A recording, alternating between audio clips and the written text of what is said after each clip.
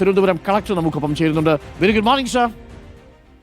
Good morning Anilkumari ma'am, ചെറിയൊരു പരിഭവം ആരൊക്കെയോ ചിലർ പറയുന്നുണ്ട്, അവധി പ്രഖ്യാപിക്കാൻ കുറച്ച് വൈകിയൊന്നു. വൈകിട്ടൊന്നും ഇല്ലല്ലോ അല്ലേ മാം?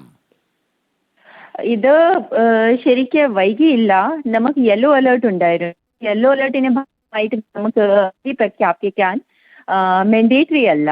എന്നാൽ സ്ഥിതി നോക്കിയിട്ട് നമ്മൾ ചെയ്യാറുണ്ട്. ഇന്നലെയും ഉണ്ടായിരുന്നു യെല്ലോ അലേർട്ട്, ഇന്നയും ഉണ്ടായിരുന്നു.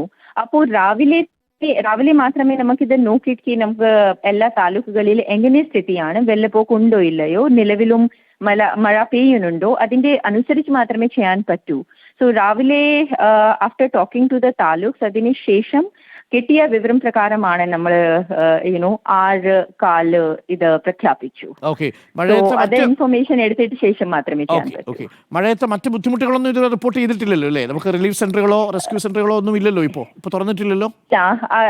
അങ്ങനത്തെ സാഹചര്യം ഇതുവരെ വന്നില്ല. അതിനുവേണ്ടി നമ്മൾ റെഡിയാണ്, തയ്യാറായിട്ട് ഇരിക്കുന്നുണ്ട്. അതിന്റെ ആവശ്യം വന്നു കഴിഞ്ഞാൽ നമ്മൾ സ്റ്റാർട്ട് ചെയ്യാം. ഇതുവരെ വന്നില്ല. ചില സ്ഥലത്ത് വെള്ളപ്പൊക്കമായിട്ടുണ്ട്. അതിനു വേണ്ടി നമ്മൾ ഇപ്പോ നെസസറി മെഷേഴ്സ് എടുക്കുന്നുണ്ട്. Thank you ma'am, thank you. അപ്പോൾ തിരുവനന്തപുരം കളക്ടറാണ് പറഞ്ഞത്. അപ്പോൾ കാര്യങ്ങളൊക്കെ മനസ്സിലായല്ലോ. സംശയം ചോദിച്ച പ്രേക്ഷകർക്കും രക്ഷിതാക്കൾക്കും ഉള്ള ഒരു മറുപടിയാണ് നൽകിയത്. അങ്ങനെ നമുക്ക് അവധി പ്രഖ്യാപിക്കാൻ പറ്റത്തില്ലല്ലോ.